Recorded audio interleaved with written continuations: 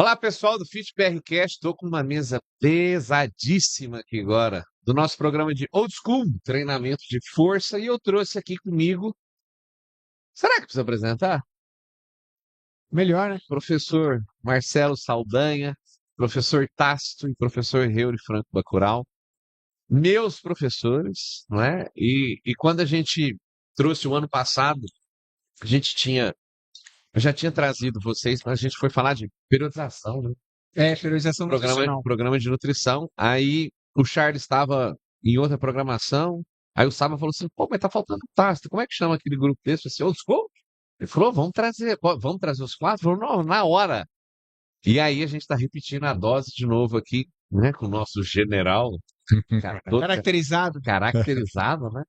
Vamos 5 estrelas. 5 estrelas, né? Acabou de sair da Venezuela e veio direto pra cá. Vou capturar o Maduro. Pronto. Aí, Dá um milhãozinho pra quem. vamos falar um pouquinho da programação? Vamos sim. Ok. Qual foi o tema? Eu vim conversar um pouquinho sobre os efeitos neurotróficos do treinamento de força. Então, como o treinamento de força modula a cognição, como o treinamento de força pode ajudar no tratamento da depressão. Então, uma perspectiva diferente. Geralmente a gente pensa em treinamento de força e já pensa em músculo, né? Já pensa diretamente na associação com o músculo. E eu vim trazer um pouco essa perspectiva mais voltada para o sistema nervoso. Então, foi essa a principal ideia. General? Eu já abordei carga de treinamento, mais voltada para volume de treino relacionado ao esporte e à saúde. Então, se realmente há a possibilidade de um volume de treino muito alto ser prejudicial à saúde, abordei o aspecto do overtraining, do overreaching, né? E aquela principal pergunta, né? Overtraining, será que ele existe? Então, isso é uma coisa que está sendo muito discutida hoje. Começou com um pesquisador britânico chamado Asker Jokendrup, que jogou isso aí.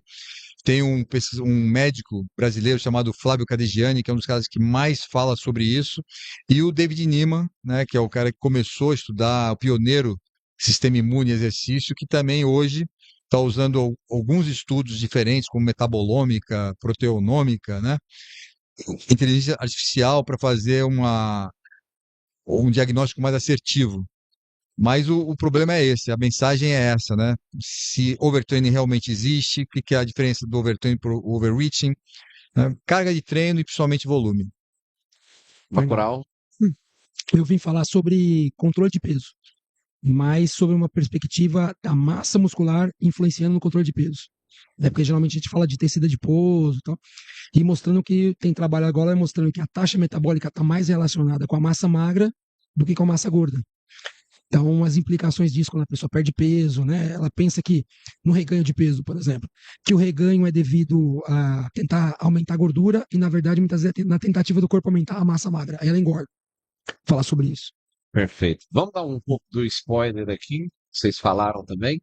Então, dentro da programação, só, logicamente, está faltando o Charles, mas o Charles vai participar amanhã de uma outra mesa redonda, né, de um outro programa aqui no Fit BRCast. Dá mais um pouco de spoiler para nós sobre os efeitos neurotróficos. Bacana. Então, eu discuti um pouco essa questão dentro da perspectiva do funcionamento do sistema nervoso, a questão da fisiologia, quando o sistema nervoso está funcionando bem, quando as células estão funcionando bem, e também um aspecto mais patológico. E aí, para ilustrar esses dois efeitos, eu trouxe cognição, para falar um pouco mais desse aspecto fisiológico do sistema nervoso, e trouxe evidências relacionadas à depressão. Então, a depressão, a gente sabe que é um distúrbio mental relacionado à saúde mental, que é muito resistente a tratamento, né? Então, é difícil de tratar, a aderência aos protocolos, até farmacológicos, é muito complicado. E aí a gente traz o treinamento de força como um coadjuvante importante, uma terapia coadjuvante bastante importante, muito interessante, não só no sentido de tratar a depressão em si, mas alguns efeitos indiretos. Então, melhorar a autoestima da pessoa, melhorar a composição corporal. Então, isso acaba até indiretamente melhorando o quadro da depressão. Então, é uma estratégia que eu vejo bastante interessante nesse sentido. E todos os efeitos colaterais do treinamento de força, se for bem prescritos, são benéficos. Então, além de ser uma terapia que pode ajudar, tudo que vai vir aí junto com ela vai ser bom. E aí, na cognição, que é uma coisa que está sendo muito estudada, muito interessante a gente entender o efeito do treinamento físico sobre a cognição, a gente tem, durante também o envelhecimento, um declínio cognitivo. Isso é uma coisa que é muito esperada, muito descrita já na literatura. E vários mecanismos estão associados com isso, mas um que parece ser muito importante é a queda do fluxo sanguíneo para o sistema nervoso, a inflamação que é gerada em função disso. E aí, claro, se está chegando menos sangue para o sistema nervoso, para os neurônios, para as células da glia, automaticamente a gente está tendo menos nutriente e menos oxigênio. Isso gera um quadro de hipometabolismo no sistema nervoso. E isso parece que está muito associado com esse declínio cognitivo. E aí o treinamento de força entra como uma estratégia capaz de minimizar alguns desses efeitos. Então, a gente sabe que muitas dessas respostas são moduladas pela queda de fatores neurotróficos, como BDNF, NGF, IGF-1, VGF. Então, esses fatores tendem a cair nesse quadro de envelhecimento. E o treinamento de força é um estímulo capaz de modular positivamente esses fatores neurotróficos. Então, eu vim trazer um pouco dessas evidências. A gente já vai ter isso, né? A gente não vai ter isso aí, porque sai trabalho, esse trabalho aqui. Quem pratica jiu-jitsu e é estrangulado, Tem o fluxo sanguíneo. é muito melhor. Pô, vamos estrangular. Tem que deixar o cara te estrangular. E eu ainda vou ser melhor que vocês dois, então. Por quê? Porque eu tô sendo mais estrangulado. Eu tenho uma média de uns 10 estrangulamentos por treino. Então eu tô bem melhor que vocês nesse quesito aí. O Tasto, a gente tem a resenha no hotel, que acho que é a melhor, né, a parte que a gente mais gosta, né? Que reuniu os professores para conversar, contar as histórias. Mas no meio dessa resenha tem muita informação, tem muito compartilhamento. Como a gente fala em todos os episódios aqui, a conexão que existe entre os profissionais é incrível no evento. E numa conversa a gente estava falando sobre. Vamos voltar no tempo? Você falou já muito já sobre Hansen, sobre sistema síndrome geral da adaptação, muito se utilizar essa síndrome geral da adaptação para montagem de treinamento, e a gente falou sobre aquela curva de involução e overheat e overtrain. E aí você citou alguns dos principais autores falando, não, mas será que de fato existe? Porque nós já colocamos um volume de treinamento absurdo, controlamos isso e a gente não percebeu. Será que quanto tempo precisa manter esse volume nessa quantidade aqui para conseguir chegar nesse resultado? Queria que você falasse um pouquinho mais sobre essa conversa que a gente Então, se a gente pegar a história do treinamento, né, a gente vê que o negócio ele não começa muito bem, né? Essa teoria do treinamento esportivo, ela começa a ser formulada no início do século XX. Mas isso já existia desde antes de Cristo, né, com os tetras, os pedófilos, que eram os treinamentos que eles faziam ali para os soldados, para os cavalos. Os hititas faziam treinamento de esforço contra esforço. Então, isso já vem de muito tempo. No início do século XX, os soviéticos começam a organizar isso com vários pesquisadores, né?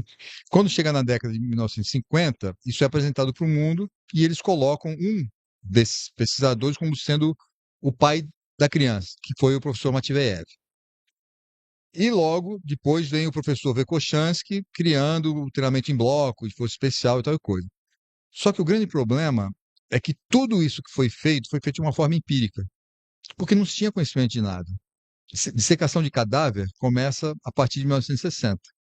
Biópsia começa a partir de 1960. Então era tudo observacional.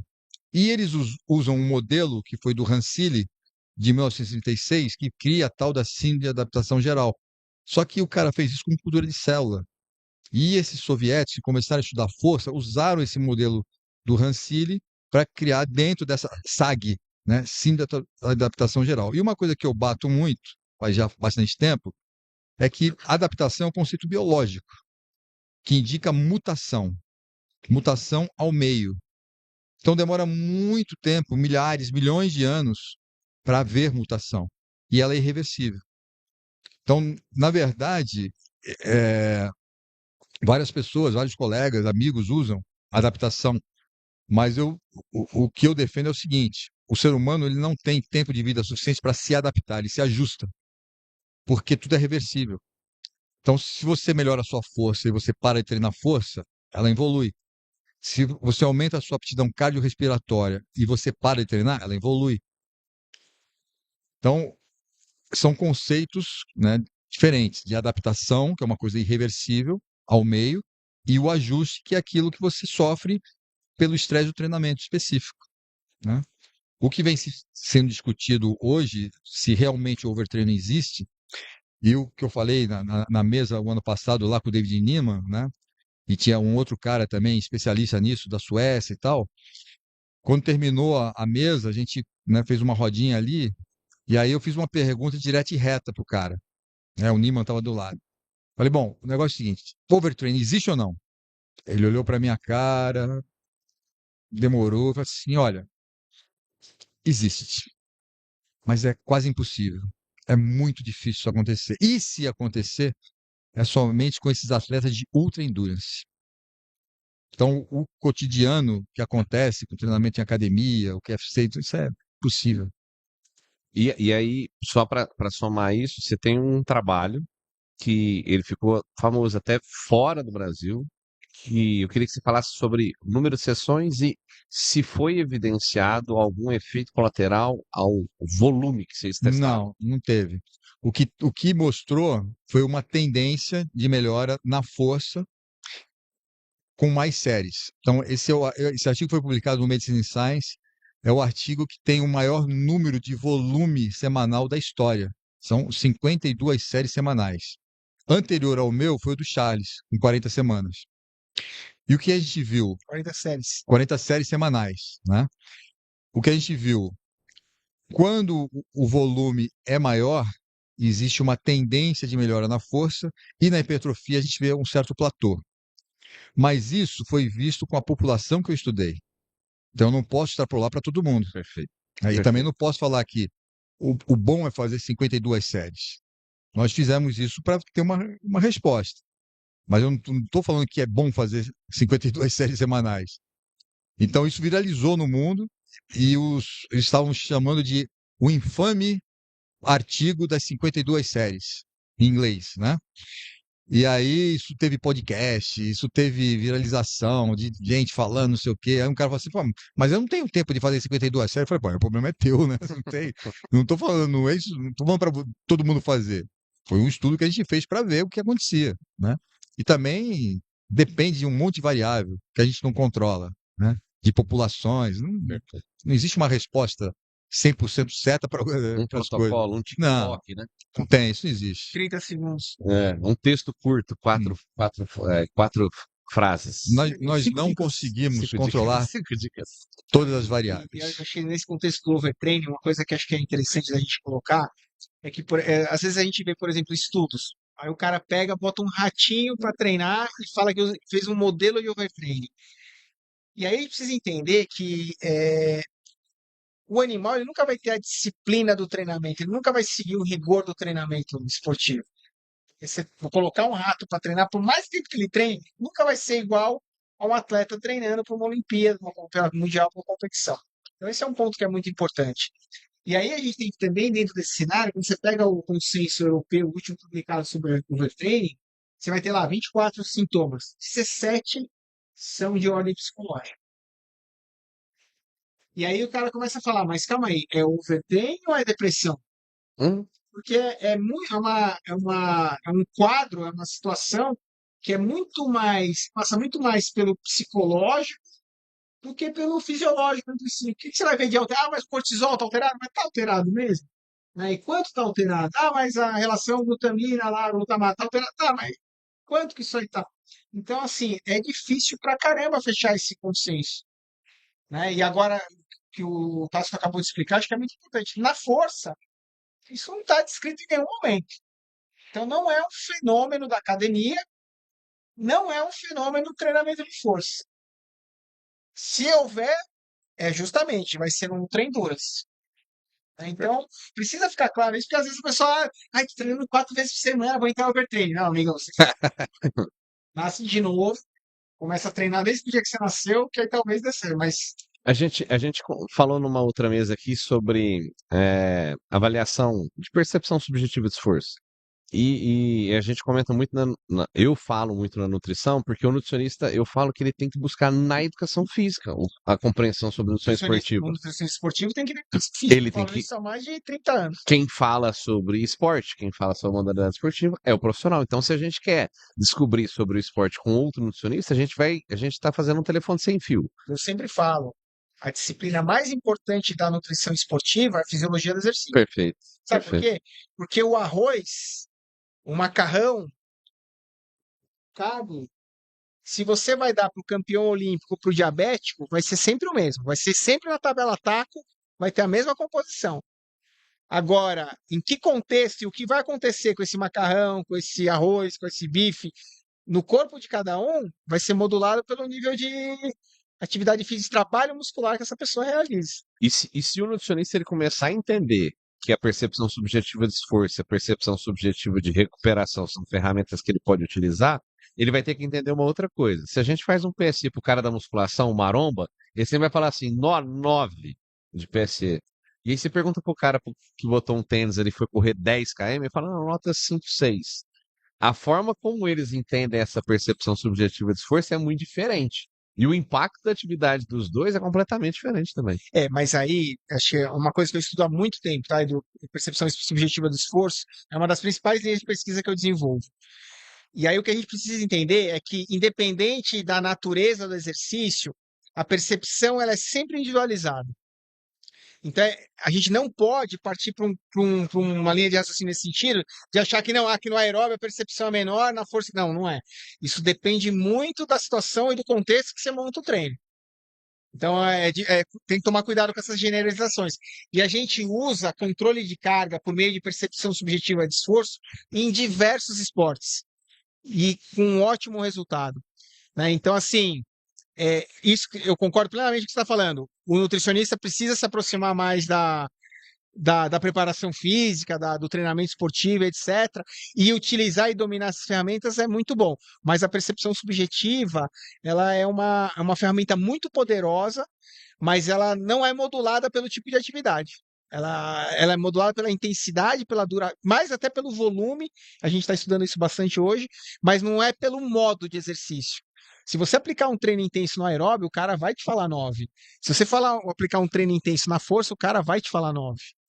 É uma Né? percepção individual. Individual, não é não dá para você caracterizar pelo tipo de atividade. É pelo esforço que cada pessoa tem. Agora, o que pode acontecer é você mandar o Tácito correr 10 km, o Frank correr 10 km, eu correr 10 km, você correr. E aí cada um de nós falar. O Frank fala 7, ele fala 8, eu falo 9, você fala 10. Mas aí é porque é uma percepção individual. Perfeito. Tá? Nível de aptidão de cada um. Claro, por isso que Perfeito. isso vai modular. Esse Sim. nível de Como aquilo aptidão impacta no organismo. é que vai modular. Porque é o que a gente chama da carga interna, né? Carga externa é o que você faz. E a percepção subjetiva é um marcador da carga interna, porque é como você interpreta. Então, os 10 quilômetros é 10 quilômetros, é a mesma carga externa. Só que 10 quilômetros para ele vai ser uma coisa, 10 quilômetros para ele vai ser uma, 10 para você, 10 para mim vai ser outra. E é isso que esse que é o poder da percepção, porque ela vai analisar que são 10 quilômetros, mas cada um vai dar um valor, vai dar um score. E por isso que é muito interessante, por exemplo, nesse contexto do overtraining, a gente usar a percepção subjetiva do esforço. Perfeito. Então é uma coisa que o Frank participa disso, mas a ideia de usar a percepção como um controle de carga, eu posso até te dizer isso aí sem falsa modéstia, quem trouxe isso aqui para o Brasil fui eu. Se você pegar, tem um artigo nosso em 2010, eu, professor Alexandre Moreira e professor Fábio Nakamura, a gente apresentou esse conceito da percepção subjetiva do esforço no treinamento, né, que a gente chama PSI da sessão, nesse artigo em 2010. E foi até o Tássio conhece, o Frank conhece, que foi o Aaron australiano, Coates. professor Aaron Coates, que desenvolveu, né? Ele pegou essa ideia do Foster e trouxe de novo à tona e difundiu isso. E eu fui fazer pós-doutoramento com ele. Então, durante o meu pós-doutoramento, a gente trabalhou muito com isso lá e eu acabei trazendo esse conceito e introduzindo isso aqui no Brasil. E tem uma outra escala também interessante, que é a Omniscale.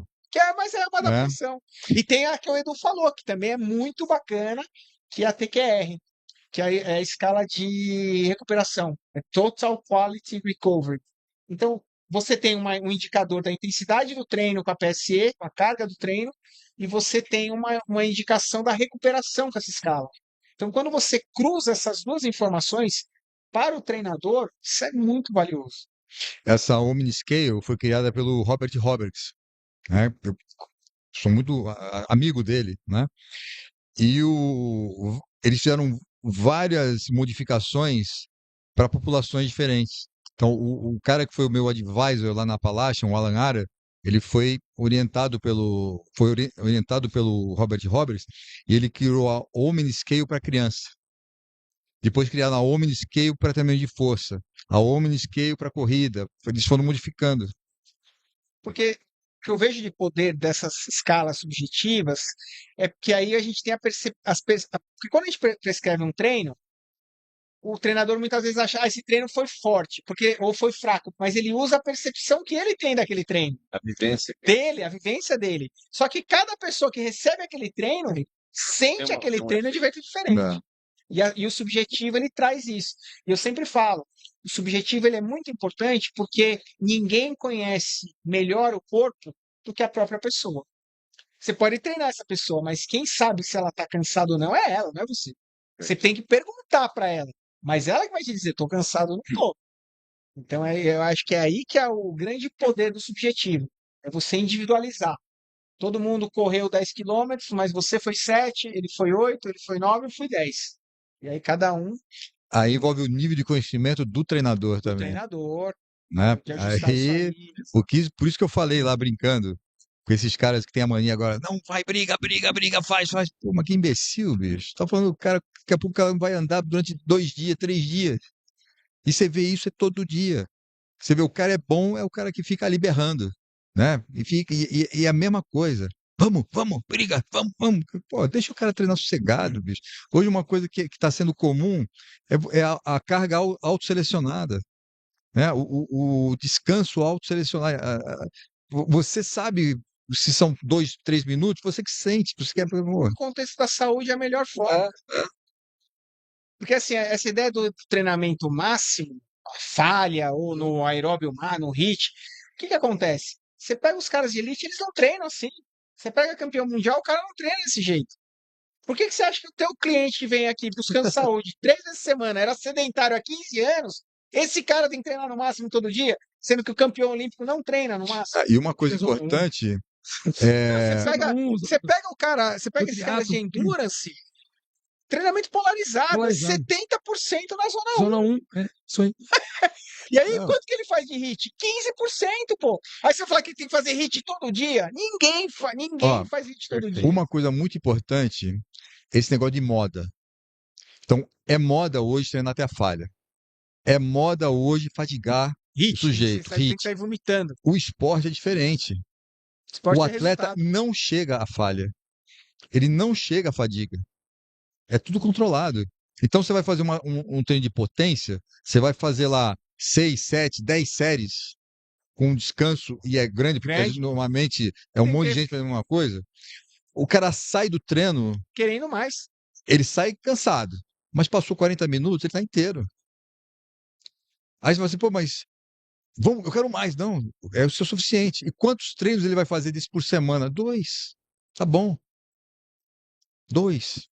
Acho que uma coisa legal para o nutricionista, outro dia eu estava lendo um artigo, tempo atrás.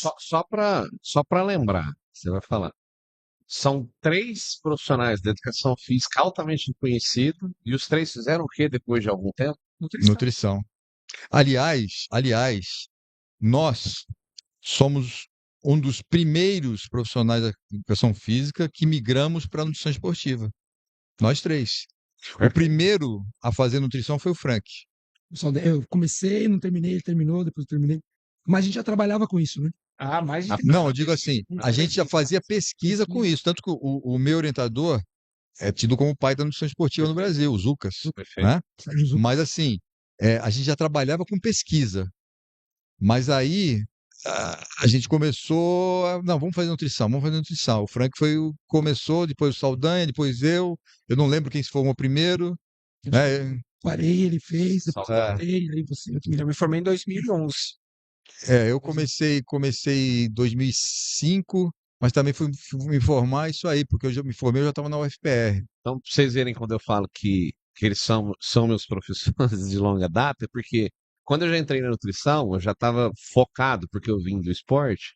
E como eu disse, o nutricionista, ele tem que fazer o que o Marcelo está falando. Ele tem que ir para a educação física para ele compreender aquilo ali. Se ele quer trabalhar com nutrição esportiva, ele tem que entender modalidade, ele tem que entender o Tem, esporte. senão, E quem tem o domínio dessa situação, desse mundo, é o profissional de educação com física. certeza. Por isso que eles têm que trabalhar juntos. Exato. Eu não vejo assim uma forma de trabalhar de maneira individualizada. Não tem condição, não tem como. Então, eu estou falando para vocês de profissionais altamente reconhecidos, com um currículo absurdo e que vieram para a nutrição para conseguir estarem habilitados, para atuarem na área também, mas porque eles perceberam que eles pesquisaram durante muito tempo e que a nutrição também poderia ser um outro ramo, um outro trabalho, uma E outra. uma coisa que a gente precisa lembrar, né, é que a nutrição esportiva, ela vem pelas mãos de um bioquímico, Perfeito. que foi o professor Lucas. E ele formou o Lancha Júnior, fez mestrado com ele. Então, o Lancha talvez seja o Educação pioneiro, física. né, da educação física a mexer com nutrição esportiva pelas mãos do Lucas. E vários nutricionistas que se tornaram esportivos por causa do Zucas. Silva Cosolino, né, Silvio Pisolino. foi orientando o Zucas. Então, assim, a gente vem o Zucas formando o Lancha e depois nós, porque a gente é mais ou menos da mesma geração ali. Eu comecei o mestrado mais ou menos junto com o Frank, e acho que depois veio o Saldanha, Depois, Eu e o né? Frank, a gente fez faculdade junto. junto. Eu A turma, gente se conhece desde a década de 90. A gente entrou na faculdade em 90. 90. A gente se formou em 93. Então, só de amizade aí são 35 anos. Tá, e o mais gozado, que o E o Frank. Tácito a gente conheceu faz o quê? Uns 25 anos já, uns 20 Por mais de aí. 20 anos, porque foi na Eu FMU. conheci ele, acho que Não, tava. antes. A graduação Não, ele foi Antes. Era branco. Ele. Eu era faixa branca quando eu conheci o Tácito. Mas o Frank mais tempo. Porque depois, daqui a pouco ele vai falar eu que é o ensinei- Matusalém, eu que nós ensinei- temos 10 mil anos atrás. Eu ensinei ele a botar rato pra nadar. Ó, escuta essa. Conta Eu tava aí. no laboratório do Júnior Conta fazendo aí. iniciação científica, porta fechada, alguém bateu lá. Aí chega um cara, fortão, bonitão, assim, ô, tudo bem? E o lanche? Aí saiu, porque eu sou não sei o quê, começou aquele papo. Aí eu falei, entra aí. Aí eu tava lá treinando os ratos, comecei a mostrar pra ele, ele começou a fazer estágio lá, ensinei pra ele. Ele Eu que já- me ensinou a mexer com rato. Que massa.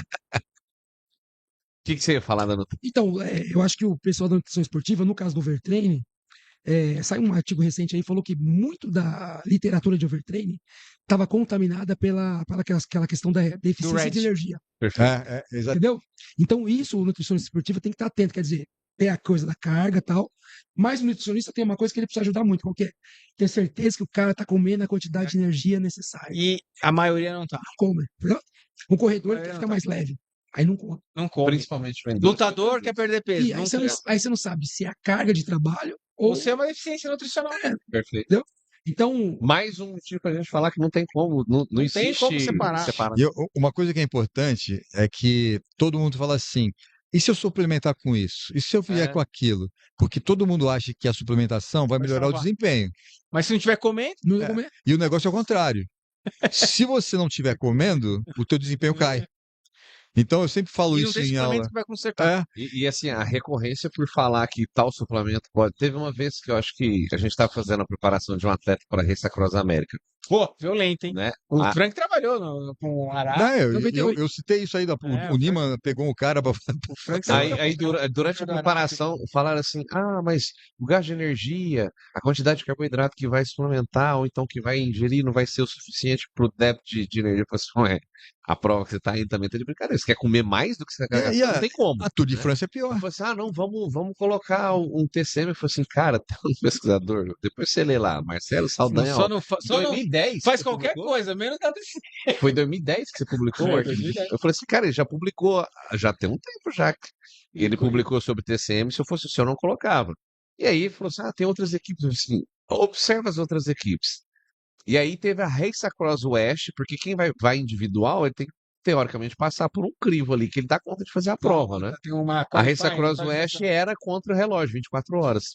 E aí eles foram numa prova onde um corredor foi lá e colocou, vou pingar o TCM. Puta! O cara teve que parar pra ir no banheiro pra fazer o 2. porra, Ele perdeu pior 23 coisa que- minutos. E ele chegou em Nossa. terceiro. Imagina se ele tivesse usado um carbo. Ele chegou, chegaram em ele primeiro. chegou 22 minutos atrás do primeiro. Se ele não tivesse parado pra ir ao banheiro Ele por tinha conta do uso do TCM, ele tinha ganho a prova. Pô, cara, que loucura. Aí eu fui, Imagina, mandei o paper do Saldanha por ele. imagina um sujeito desnutrido que tem uma deficiência nutricional de niacina e riboflavina. O desempenho dele. Sim. Agora os caras vão, não, mas então vamos suplementar com NAD. Suplementa com NAD, não acontece NAD. Quando eu fui, foi o Ricardo Arap e foi aquele Alexandre Ribeiro. Alexandre Ribeiro. Cara, Esse Alexandre Ribeiro, é cara, você vê animal. os Era o testes cara do que cara. teve o maior teste a É. tempo do Iron Man, né? Porra, Ó, é outra coisa. Sabe o que o cara comia? Ultra endurance, cara. Hambúrguer, ovo. Meu, não tem essa de suplemento. A gente ganhou a gente ganhou uma van de suplemento. Primeiro dia os caras começaram a tomar diarreia. Aí os caras pedalavam animal e comia comida, cara, no meio da prova, coisa de louco. Pizza, miojo. Porque não é uma coisa normal. Você Não. pedala 7, 8 dias, você entra a refeição esportiva com comida normal, vira uma bagunça. Não tem como ser É uma- limpo, né? É um laboratório incrível. Aquele Ó, déficit de energia ali, se você for na tem. comida limpa, não tem quem Você aguenta. não viu O Big Mac, mano. Não, Porque o Big Mac Alex- comia em 2 O mordidas. Alexandre Big Mac. Ribeiro falou: se você não comprar, eu lembro isso, eu tava dirigindo, tava atrás dele, ele falou: se você não parar no McDonald's e não comprar um hambúrguer, eu desisto da prova. No segundo dia. Ué, você não viu eu a gostei. declaração do Michael Phelps? Que o negócio dele era hambúrguer e pizza. E os nadadores Tem começaram aquele a comer hambúrguer e médico de pizza. jiu-jitsu, como é que é o nome dele lá? O Mike Mike não se mexe. Messi. Come. Pô, só pizza, o cara só come Não, pizza. e é assim, né? 7 mil calorias. Mas agora ele tá. Ele Mas deu um. mas Ele é deu um. infinito, né? Mas ele mas é, agora ele é deu um up, sequinho, né? mas é sequinho. 7 mil calorias. Mas sabia que ele treina umas 8 horas por dia, todo dia. É. Ele é irmã dele. Mas ele é coisa, ele é Ele é meio. autista, né? pra cima, É, que nem os irmãos Miau. Não, acho que ele é pior. Esse cara de xarope, ele é pior. Xaropita, é muito engraçado. Não, desse atleta nosso, ele foi fazer um desafio de 24 horas. Eu parei o carro com ele e falei assim, você quer comer alguma coisa diferente? Porque ele tava indo só no suplemento. Mas ele é acostumado a fazer só as 24 horas com suplemento. Eu não sei. Sério, Deus do céu. Eu virei e falei assim, você quer pedir alguma coisa? Ele falou assim, pede pizza de calabresa com borda de chocolate. Eu Pô, falei, boa pedida, hein? eu falei, Gostei dessa aí. borda de chocolate? Ele falou assim, você não reclamou da pizza, eu vou pedir a borda. Eu falei, beleza, e comeu numa boa. Uma coisa que o, Foi o dia que o melhor pedalou foi esse dia. o nutricionista tem que estudar. Eu tava vendo uns textos assim, por exemplo, no Tour de France, o cara consegue manter 7 dias, tipo, sei lá, e 7 vezes acima do metabolismo basal. Uma outra prova, 4 vezes. Nem certo. Quanto mais aumenta a prova, mais ele fica abaixo, fica assim, 12, o máximo o cara consegue sustentar muitos dias é 2,5 vezes o basal. Só que o Tour de France é 21 dias, né? Então, 21 entendeu? dias. Assim, provas muito São longas. 25 com 2 de descanso, né? Tem uma, Não, são de É. 20 dias, 21 dias de pedal, né? tem uma teoria que você tem um total de energia que você consegue gastar. Então, por exemplo, você começa a gastar muito com exercício, você poupa nas outras. Entendeu? Então tem muito estudo mostrando isso aí. Então, a gente está falando de overtraining. Provavelmente o que vai acontecer com esses caras, se a gente começar a olhar a nutrição, você vai ver que nos outros horários do dia ele fica menos ativo. Entendeu? Então você não consegue fazer, por exemplo, assim, vou gastar. Você não consegue. Então os caras mostram, por exemplo, como que o exercício ajuda o cara que está gordinho. O cara, porque, quer ver uma maluquice? Você pega, cara, que é sedentário, Nova York, e pega um atleta. A energia que eles gastam por dia é a mesma. As 24 horas, sabia? Você fala em repouso. Total, 24 horas. A diferença é que o cara que treina tem um componente maior do gasto, mas como é massa e tal, se tiver a mesma massa, o mesmo peso, eles gastam a mesma coisa. Só muda os componentes. Então, provavelmente, aquele cara, Entendi. entendeu a ideia? Entendi. Não, Provavelmente, mas isso, por exemplo, um sendo sedentário e outro treinando, Mesma coisa. também? também. Você pega a população. Eu vou mandar um artigo muito legal. O cara fez um artigo, saiu até no Nova York, que é desmistificando o aborígene da Austrália. Porque os caras, o aborígene gasta muito pra cansar. Só que, quando você vê o gasto total, é igual de um cara da cidade. Só que o componente é diferente. No resto do dia, o corpo dele compensa. Caramba, mas Muito mesmo que você pegar um cara que tá, sei lá, gastando O cara chama Pedro. 3, vou mandar 4 os mil artigos. calorias num treino, o outro. Então, aí, talvez, assim, quando você tá proposto fazer, você começa a compensar ao longo de vários dias. Ah, entendi. Entendeu? Então, num O dia. organismo entendi. compensa. Então aí, Você aí não não é do dia, não é o dia. diário, é Não, o no semanal, por dia. exemplo. Aí você pega no semanal, os dois estão iguais. Isso. Então, o cara fez faz isso. Não é agudo, Isso- né? É mais Isso crônico. faz O sentido. cara fez Isso aí experimento faz assim, sentido mesmo. corrida. Então, Interessante. quando você vê o gasto da corrida, tchau. Entendi. pesa num dia, mas em longo prazo, Mas tem pesquisa já mostrando isso, por exemplo, que vai casar com essa ideia. O cara é obeso, sobrepeso, e aí ele entra num programa de exercício, de alimentação, e aí o que que acontece? Ele tá gastando mais com treino que ele não fazia, só que a atividade física da vida diária ele diminui. Então bate com essa ideia aí. entendeu? Os caras estão achando que tem uma cota que você gasta energia por dia, que você consegue manter. E Então, o cara ele compensa nas outras coisas. nessas provas, então o cara fala que para cada esforço intenso tem que compensar com. Mais tempo parado. Então o Ah, nutricionista tem que legal ficar isso aí. esperto isso aí. É Entendeu? interessante isso aí. O nutricionista tem que ficar esperto e falar assim, ó, E seu faz cliente sentido. está fazendo atividade, está fazendo dieta, mas como é que você está no resto do dia? Com a alimentação, com a movimentação, os caras não percebem, inconscientemente ficando mais. Qual que é o Isso aí perigo? é muito Vou te interessante, mandar um cara. artigo, é muito legal esse artigo. Qual que é o perigo, por exemplo, do nutricionista, ele vê lá um artigo de periodização nutricional para atletas do Asker, por exemplo, e vê lá que existe uma estratégia de treinar com baixo carboidrato, treinar com baixa quantidade de sono, treinar com baixa quantidade de Cara, água, e ele tentar reproduzir isso pro nosso cara, pangaré do dia a dia. assim, eu tive num outro projeto educacional que eu trabalho, me pediram para convidar um pesquisador para dar uma aula magna no curso. E aí eu falei, eu vou chamar a Louise Burke. Mulher do John Hawley. Chamei a Louise Burke para dar aula. E aí foi muito legal, porque ela deu a aula, ela veio falar justamente em periodização de carboidrato, né, essas manipulações que ela desenvolve muito isso aí. E aí, no final, a gente bateu um papo, fez uma conversa com os estudantes e tal. E aí, uma coisa que ela falou que eu acho que é muito marcante nesse cenário é entender o seguinte: a gente faz essas manipulações lá no laboratório para a gente estudar o efeito disso no metabolismo. Isso é uma coisa, do esporte é outra. Então, assim, a gente faz isso para ver, você tá queimando mais gordura, mas não tem medalha na Olimpíada para quem queima mais gordura. Sensacional. Sensacional. Tem alguma prova lá, ó, medalha de ouro pro cara que queimou mais gordura? Não tem. É para quem chega primeiro, cara. E aí o problema, e o que ela coloca muito legal na série de estudos, mais de 10 estudos dela nesse sentido, é o seguinte: quando você manipula o carboidrato e o cara começa a queimar mais gordura, ótimo. Só que o que acontece? Nessa hora ele perde a capacidade de queimar carboidrato. E aí, naquele estudo que ela faz no último dia, ela faz uma low carb, e no último dia ela faz um load de carbo. Pensando, poxa, eu treinei o cara a queimar gordura, no último dia eu dou um load de carbo, encho o tanque de carbo, eu tenho o melhor dos mundos, porque eu tenho um cara que está treinado em queimar gordura, só que com carbo alto. Vai economizar o carbo mais tempo. Só que aí o que acontece? Nessa hora que ela faz isso, o cara ficou 7 dias sem carbo, ela dá carbo no último dia. O cara vai para a prova e ele não consegue queimar esse carbo, porque ele ficou destreinado em queimar carbo. Só que o que faz o cara ganhar é a alta intensidade. Perfeito.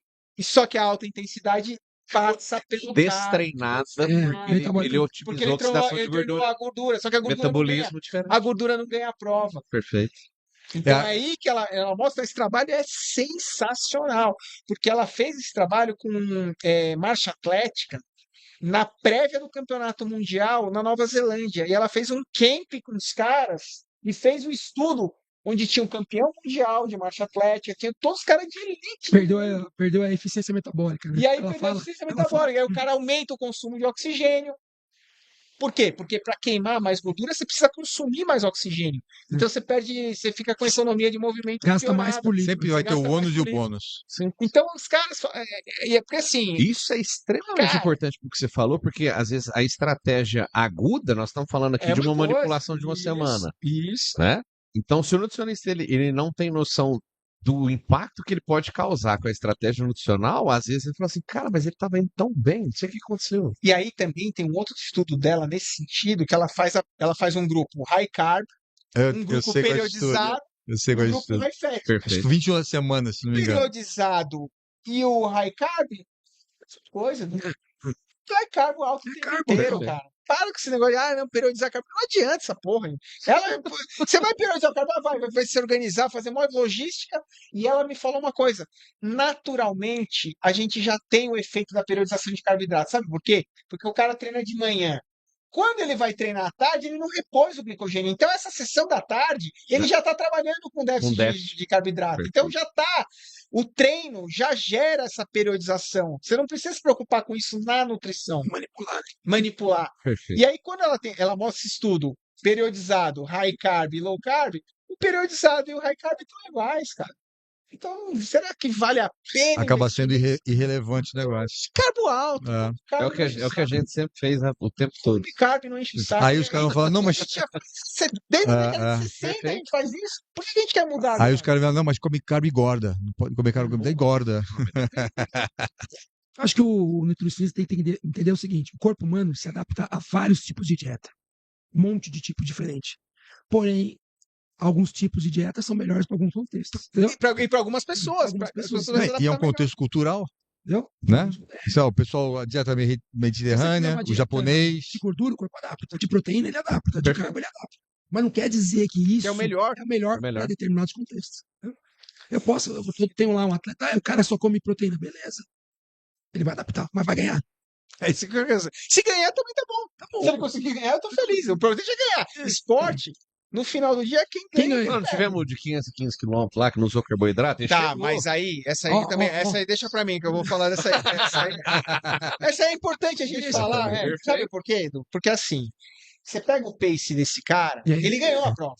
Perfeito. Mas se você pegar esse pace desse cara e jogar pra um Ironman, É, ele nem sai na foto, cara. Perfeito. é isso aí. Exato. Essa é a diferença. Ele ganhou aquela prova? Ganhou. Porque como é que é aquela prova? Não é profissional, é num outro ritmo. Então, naquele ritmo, ele queimando gordura, ele vai Ele bem. aguenta. Ele aguenta. Agora, se ele quiser ir É o que você reproduzir. falou, qual percentual na zona 1? Não é. Eu já peguei o tempo de prova dele se ele for fazer o pace dessa prova no Ironman, ele vai para cima de 13 horas. É. E o cara que ganhou o Ironman vai fazer em 8. Então ele não vai nem sair na foto. Perfeito. É outro Então, contexto. Né? é outra prova, é outro contexto, é uma prova de amador. Você vai ver, tem 5 caras correndo na categoria dele. Então, quando ele fala, ele ganhou na categoria, tinha ele mais 5. Eu não tô tirando o mérito. Eu não conseguiria Eu não fazer, fiz essa nenhum de nós Sim, aqui sim. termina. E ele foi lá e terminou e ganhou. Mas não é porque ele tá comendo essa dieta que ele tá tendo esse É. resultado. É igual quando saiu a minissérie do Gladiadores lá. Mesma coisa. Então, assim, esse cara aí chove de direct lá no meu direct lá. Ô, Saldanha, você fala que não, mas o cara aqui. Eu falo, amigão, uma coisa é uma coisa. A prova que ele tá fazendo é uma coisa. Não tô tirando mérito. Excelente, bacana. Mas se você pegar esse pace dele e jogar num Ironman, Não dá. não dá. Não dá. É 2 vezes o tempo. O pessoal não entende que o carbo é o que o Saldanha falou. É pra rapidez, cara. É pro A Sim, velocidade, o pace Eficiência. é o carbo. É o carbo, pô, não tem- Perfeito. Será que o cara do chinelo comeu carbo? Quem? Do O chinelo, cara comeu, comeu de comeu de É. Havaiana. Pô, esses caras aí, pô. Tava dormindo nessa Tá? prova. Acordou na praça, Acordou tá com a buzina. só dormiu na praça e acordou e saiu correndo. Acho que ele nem queria correr, ele acordou com a buzina e assustou. E Acho que ele foi tava embora. dormindo, tanto carbo que ele Não, comeu. mas ali Botou foi- Havaiana. Foi carbo, ali foi álcool. Álcool, é Foi carbo álcool, também. foi carbo. Mas tinha carbo, pô. Tinha cevada ali, né? Não, ali é completamente contrário a tudo que a gente fala, porque se ele tava de fato embriagado, E tava E- com e a- cara. e a Com pe- cara de bêbado.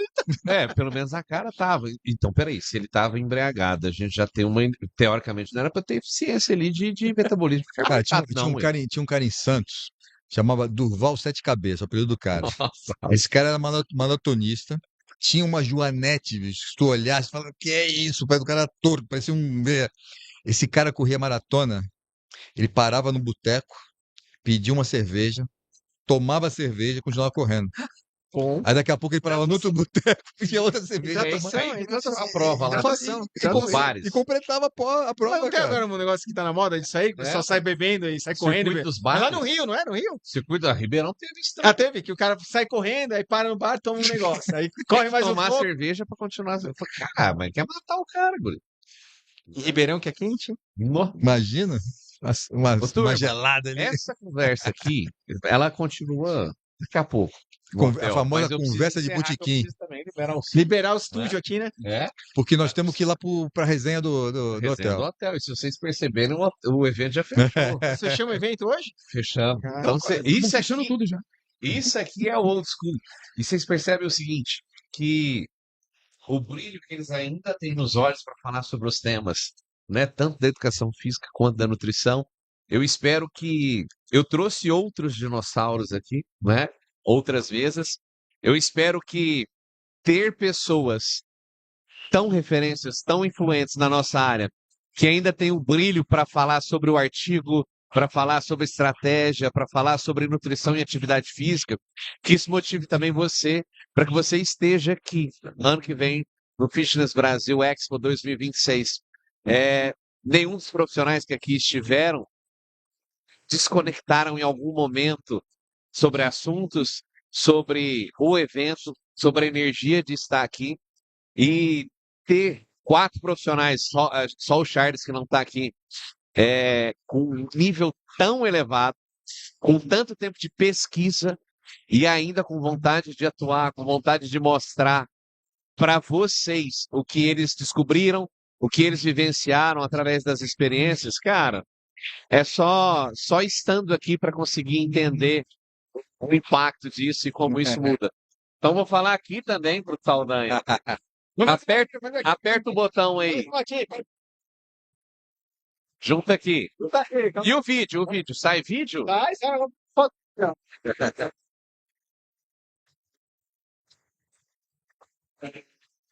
Fazer um vídeo? É a única turma que para o podcast. Paramos o podcast aqui ao vivo, hein? Ao vivo.